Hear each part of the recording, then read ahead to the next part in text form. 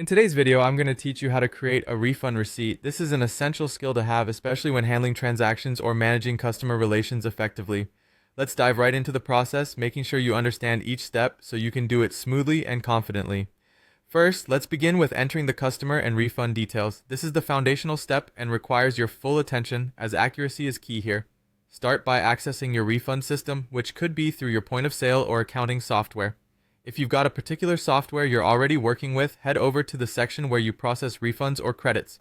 There, you will typically find an option to create a new refund receipt. Once you open this option, you'll be prompted to enter the customer's details. It's crucial here to double check the customer's information to ensure you are processing the refund for the right individual. This might include their name, contact information, and any relevant transaction details. Take your time to ensure these details align correctly with the original purchase, which will help avoid any potential monetary discrepancies or customer dissatisfaction. After establishing the customer's identity, you'll need to input the refund details. This includes specifying the items being returned, the reason for the refund, and the original transaction number. Make sure to refer back to the original sale receipt matching the product codes and prices to ensure all the information is consistent.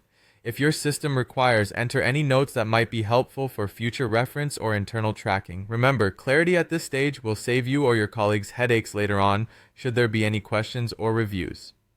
Now, let's move on to saving the refund receipt. Once you've entered all necessary information and you're satisfied everything is in order, it's time to save the details. Most systems will have a save or submit button, which could be located at the bottom or at the top of your interface, depending on the design of your software.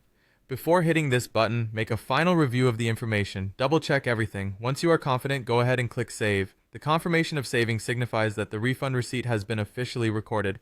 Many systems will automatically generate a copy of this refund for your records, and potentially an option to email or print a copy for the customer. Take advantage of these features to ensure both your records and the customer's records are up to date.